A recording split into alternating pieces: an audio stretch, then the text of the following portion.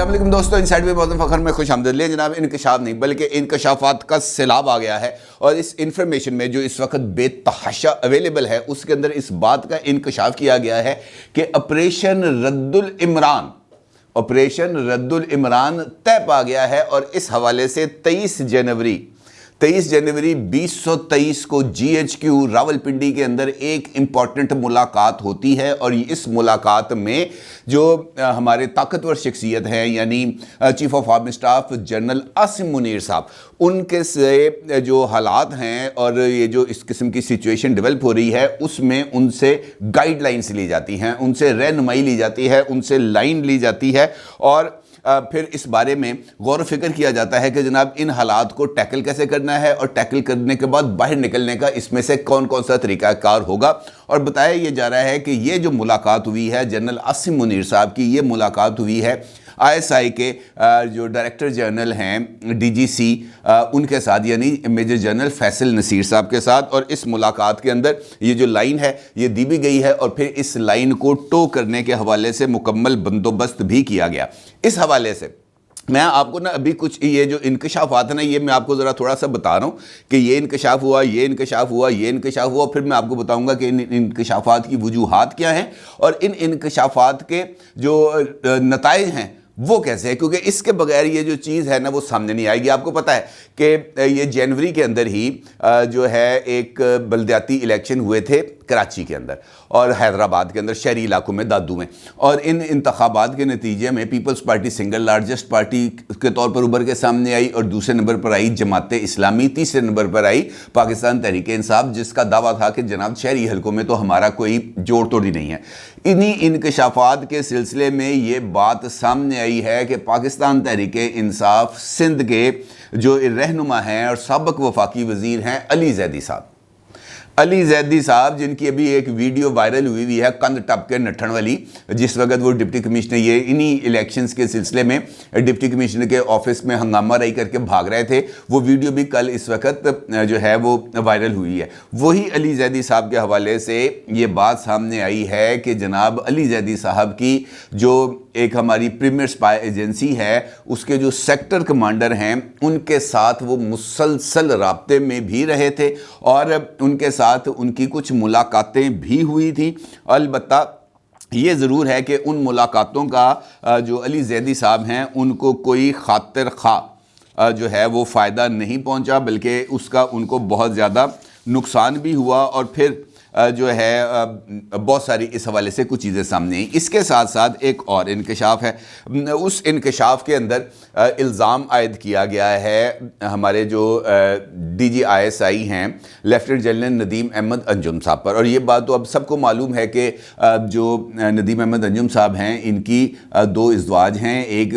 रावलपिंडी में मुकीम है इस्लामाबाद में और दूसरी लाहौर में है। और इस हवाले से मैं एक वीडियो भी कर चुका था जिसके अंदर मैंने आपको बताया था कि उनके ऊपर ये इल्ज़ाम आयद किया जाता है कि वो जो हफ्ते के 2 दिन हैं यानी जो वीकेंड है वो लाहौर में गुजारते हैं और बाकी टाइम वो इस्लामाबाद में गुजारते हैं। फिर उन पर ये भी बात सामने आई थी कि जनाब वो इस हवाले से जो सरकारी वसाइल हैं उनको भी इस्तेमाल करते हैं। अब उनके ऊपर एक और इल्ज़ाम आयद किया गया है जिसके ज़रिए उनको ये कहा गया है कि नदीम जो अंजुम साहब हैं वो कोई और एक्टिविटी में भी मसरूफ़ हैं और उनका किसी जगह पर कोई अफेयर भी चल रहा है। इसी तरीके से ये इन्फॉर्मेशन भी सामने आई कि इमरान खान साहब जिस वक्त असम्बलियों को तहलील करने जा रहे थे उस वक़्त जो PTI के मुख्तलिफ़ अरकान असम्बली थे वो नून लीग के साथ राब्ते में थे। और फिर ये ख़बर भी सामने आई थी कि कुछ मुस्लिम लीग नून के अरकान वो PTI के साथ राब्ते में थे, जिसके बारे में इमरान खान साहब ने ख़ुद प्रेस कॉन्फ्रेंस की थी और उसमें उनका ये दावा था कि ये लोग मेरे साथ राब्ते में हैं लेकिन इन लोगों को मैं टेस्ट करके अपनी पार्टी में शामिल करूँगा, अदरवाइज़ ऐसा हो नहीं सकता। उसके बाद जनाब ये ख़बर भी सामने आई थी कि ये जो इस वक्त चल रही हैं अपॉइंटमेंट्स कुछ की जा रही हैं और इन अपॉइंटमेंट्स के अंदर कुछ लीगल एक्सपर्ट्स हैं उनको टीम में शामिल किया जा रहा है। SSGs के कुछ रिटायर्ड स्नाइपर्स और कमांडोज और रिटायर्ड पुलिस अफसर, इस तरह की बेशुमार जो इन्फॉर्मेशन है वो सामने आ रही है। लेकिन बुनियादी तौर पर इस इन्फॉर्मेशन जिसका मैंने आपके साथ गुफ्तगू के आगाज़ में ज़िक्र किया है ये बहुत ही ज़्यादा امپورٹنٹ ہیں. امپورٹنٹ اس وجہ سے کہ یہ تمام کی تمام جو انفارمیشنز ہیں یہ ایک سوچے سمجھے منصوبے کے تحت ایک خاص نقطہ نظر کو سامنے لاتے ہوئے اور ایک خاص شخصیت کو بلکہ دو خاص شخصیت کو ٹارگٹ کرنے کے لیے یہ سارا ماحول بنایا جا رہا ہے. یہ جو میں نے ساری چیزیں آپ کے سامنے رکھی ہیں یہ تمام کی تمام جو انفارمیشن ہے یہ اس شخصیت کی طرف سے سامنے آئی ہے جس کا یہ جو اب اس ادارے سے یعنی پاکستان کی مسلح افواج سے ریٹائر ہو چکے ہیں, اس وقت لندن میں موجود ہیں اور وہ اپنی اس درفتنیوں کی وجہ سے بہت ہی زیادہ جیسے ہم کہہ سکتے ہیں کہ ابہام کریٹ کرنے کی وجہ سے وہ لوگوں کے اندر کچھ عجیب و غریب ہی ان کا امپریشن بن گیا ہے. البتہ پاکستان تحریک انصاف کے لیے وہ اس وقت ایک ایسے ہیرو ہیں جو ان کے اندر پائے جانے والے جو احساسات ہیں ان کی ترجمانی کرتے ہیں, یا پی ٹی آئی جو بات نہیں کہہ سکتی وہ بات عادل راجہ صاحب کی زبان سے کہلوائی جاتی ہے. یہ بات میں پوری ذمہ داری سے آپ کے ساتھ عرض کر رہا ہوں کہ جو بات عمران خان صاحب یا پاکستان تحریک انصاف کی ٹاپ ٹیئر لیڈرشپ نہیں کہہ پاتی ان تمام باتوں کو زبان دیتے ہیں عادل راجہ صاحب, اور پھر عادل راجہ صاحب کی ہوئی باتوں کو یہاں پر مختلف سوشل میڈیا ہینڈلز کے ذریعے جو ہے وہ پھیلایا جاتا ہے. اب اس کے اندر حیران کن بات یہ ہے کہ یہ وہی عادل راجہ صاحب ہیں جنہوں نے کچھ عرصہ پہلے ایک تقریب میں اس حوالے سے انکشاف کیا تھا کہ جناب کچھ ویڈیوز ہیں جو پاکستان کی ٹاپ ماڈلز کے ساتھ موجود ہیں کسی میس کے اندر یا کسی سیف ہاؤس کے اندر, اور وہ تمام ویڈیوز جو ہیں وہ جنرل باجوہ صاحب کے ساتھ بنائے گی. اور پھر انہوں نے اس ویڈیو کے اندر ان ٹاپ ماڈلز کے ناموں کے انیشلز یعنی پہلے حروف انہوں نے اس کے ساتھ شیئر کیے تھے. اس کے بعد پھر خود بخود پتہ چل گیا کہ جناب انہوں نے یہ جو انیشلز دیے تھے یہ کس کس ماڈل کا وہ نام بنتا ہے. پھر اس میں سے دو ماڈلز سامنے آئیں, ایک کبرا خان صاحبہ سامنے آئیں اور دوسری مہوش حیات صاحبہ سامنے آئیں, جنہوں نے عدالتوں میں رجوع کر کے یہ جو سولجر سپیکس ہیں یعنی عادل راجہ صاحب ان کا ناطقہ بند کر دیا, اور پھر میجر عادل راجہ کو ان سے باضابطہ طور پر منت ترلا کر کے معافی مانگنا پڑی. اب اگر سوال یہ ہے کہ اگر یہ جو دو ماڈلز ہیں یہ میجر عادل راجہ کا ناک رگڑ سکتی ہیں تو یہ باقی تمام لوگ جو موجود ہیں یہ ان کا نوٹس کیوں نہیں لیتے, کیونکہ یہ تمام کی تمام جو چیزیں چل رہی ہیں یہ چل رہی ہیں سینہ گزٹ کے اوپر کہ جناب یہ چیز آئی ہے. مجھے خاموش مجاہدوں نے رات کو خواب میں آ کر بتایا کہ جناب جو ایک نیا اینٹی انڈیا نیریٹو جو ہے وہ بلڈ کیا جا رہا ہے, یہ وہ ٹویٹ کر رہے ہیں. یہ جو باتیں میں نے آپ کے سامنے رکھی ہیں گفتگو کے آغاز میں وہ تمام کی تمام چیزیں میجر عادل راجہ صاحب نے ٹویٹ کی ہوئی ہیں, اور پھر اگر آپ اس کو دیکھیں تو وہ مختلف ٹویٹس آگے سے کئی ہزار مرتبہ ری ٹویٹ بھی ہوئے ہیں, شیئر بھی ہوئے ہیں. پھر انہی ٹویٹس کے اوپر انہوں نے اپنی کچھ ویڈیوز کی ہیں, اور بنیادی طور پر جو ٹارگٹ ہے وہ ہیں army chief general Asim Munir صاحب بذریعہ D G I S I lieutenant general Nadeem Ahmed Anjum صاحب اور بذریعہ D G C major general Faisal Naseer. اب یہ جو تین یہ جو افسران ہیں افواج پاکستان کے, اس میں سے اگر ہم درجہ بندی میں دیکھیں تو میجر فیصل نصیر صاحب اس وقت میجر جنرل ہیں اور وہ تیسرے نمبر پر آتے ہیں, لہٰذا سب سے زیادہ دباؤ یا سب سے زیادہ تنقید کا شکار ہو رہے ہیں میجر جنرل فیصل نصیر صاحب, کیونکہ ان کے پاس اس وقت انٹرنل ونگ کی ذمہ داری ہے اور وہ جو ہے کاؤنٹر انٹیلیجنس ڈپارٹمنٹ کے ہیڈ ہیں. لہٰذا ان کے پاس جو انفارمیشن آتی ہے وہ بہت ہی زیادہ مختلف شعبوں کے ساتھ تعلق رکھتی ہے, اور بنیادی طور پر چونکہ اس وقت اس بات کی عمران خان صاحب اور ان کی جماعت کو سب سے زیادہ تکلیف ہے کہ یہ نیوٹرلٹی کیوں ہے اور یہ نیوٹرلٹی ختم کیوں نہیں ہوتی, اور یہ نیوٹرلٹی پر ہم دباؤ ڈالنے کے باوجود ہم اس نیوٹرلٹی کو ختم کر کے ان کو اپنے ساتھ کھڑا کرنے پر کیوں تیار نہیں ہو پا رہے, یا کیوں یہ سارے کا سارا جو دباؤ ہے یہ زائل ہو رہا ہے. اسی وجہ سے ایک سوچے سمجھے منصوبے کے تحت یہ کیمپین چلائی جا رہی ہے. ابھی ریسنٹلی جو عمران خان صاحب نے آخری پریس کانفرنس کی تھی فواد چودھری صاحب کی گرفتاری کے حوالے سے, اس میں بھی آلدو کہ انہوں نے لفظ ڈرٹی ہیری استعمال کیا جو وہ میجر جنرل فیصل نصیر صاحب کے لیے استعمال کرتے ہیں, لیکن اس مرتبہ انہوں نے فیصل نصیر صاحب کا براہ راست نام نہیں لیا تھا. اب اگر آپ دیکھیں بنیادی طور پر جو ایشو ہے وہ یہ ہے کہ آئی ایس آئی کو کسی نہ کسی طریقے سے ہم نے اس میس میں لے کے جانا ہے اس کارنر میں لے کے جانا ہے جہاں پر دباؤ بڑھ جائے جنرل عاصم منیر صاحب پر, اور وہ جو ندیم احمد انجم صاحب ہیں ان کو اور جنرل فیصل نصیر صاحب ان دونوں کو ان عہدوں سے ہٹا دیں اور کچھ ایسے لوگ لے کے آئیں جو پی ٹی آئی کے لیے قابل قبول ہوں. یہ ہے وہ بنیادی فارمولہ جس کے ارد گرد یہ سارا کچھ کیا جا رہا ہے. اب جس وقت یہ وہ ٹویٹس کر رہے تھے 23 جنوری کو, 24 جنوری کو, 25 جنوری کو, 26 جنوری کو, اور انہی دنوں کے اندر انہوں نے ایک اور ٹویٹ کیا تھا میجر عادل راجہ صاحب نے. یہ آپ اس وقت اپنی اسکرین پر بھی دیکھ رہے ہیں. اس ٹویٹ کے اندر وہ یہ کہتے ہیں, anti India narrative has been launched on T V channels and social media propagating false flag operations to divert attention from Fawad Chaudhry's arrest. Old tactics won't work. People don't trust you anymore. Time have changed. Your DGI ATM is with some lady. ٹھیک ہے جی, یہ وہ الزام لگا رہے ہیں کہ آپ کے جو ڈی جی آئی ایس آئی ہیں اس وقت, جب آپ انڈیا کے اوپر اس بات کا الزام لگا رہے ہیں کہ وہ پاکستان کے اندر کچھ ایکٹیویٹیز کرنے جا رہا ہے یا کوئی فالس فلیگ آپریشن کرنے جا رہا ہے, اور T V channel social media کو خاص طور پر یہ ہدایت کی گئی ہے کہ یہ آپ پروپوگیٹ کریں, لیکن اسی لمحے پر انہوں نے الزام عائد کر دیا. یہ آپ اسکرین شاٹ اپنی ان کا جو ویڈیو کا تھمبنیل ہے وہ آپ اپنی اسکرین پر بھی دیکھ سکتے ہیں, جس کے اندر انہوں نے کہا کہ جنرل ندیم انجم معاشقے میں مصروف ہیں. یہ پرنٹ آؤٹ میرے ہاتھ میں ہے اور اس کا اسکرین شاٹ آپ اپنے ہاتھ میں دیکھ سکتے ہیں. پھر وہ یہ کہتے ہیں with some lady whose name starts with A, یعنی ایک مرتبہ پھر انہوں نے کہا کہ جناب وہ کسی خاتون کے ساتھ ہے, کسی خاتون کے ساتھ ان کا افیئر چل رہا ہے, اور اس خاتون کا نام جو ہے وہ اے سے شروع ہوتا ہے. ڈونٹ فول دا نیشن, یعنی لوگوں کو پاگل نہ بنائیں, انف از انف, بس بہت ہو گیا. اب یہ سب کچھ اس ادارے کے بارے میں کہی جا رہی ہے جس نے اب سے کچھ دن پہلے بھارت کے یوم جمہوریہ کے موقع پر پلان کیا گیا فالس فلیگ آپریشن کو نہ صرف بے نقاب کیا, بلکہ اس فالس فلیگ آپریشن کے اندر حصہ لینے والے جو تمام تر لوگ تھے, جو تمام تر منصوبہ بندی تھی, اس کی نٹی جٹیز, اس کی تمام تر جزیات کو دنیا کے سامنے بے نقاب کیا, جس کی وجہ سے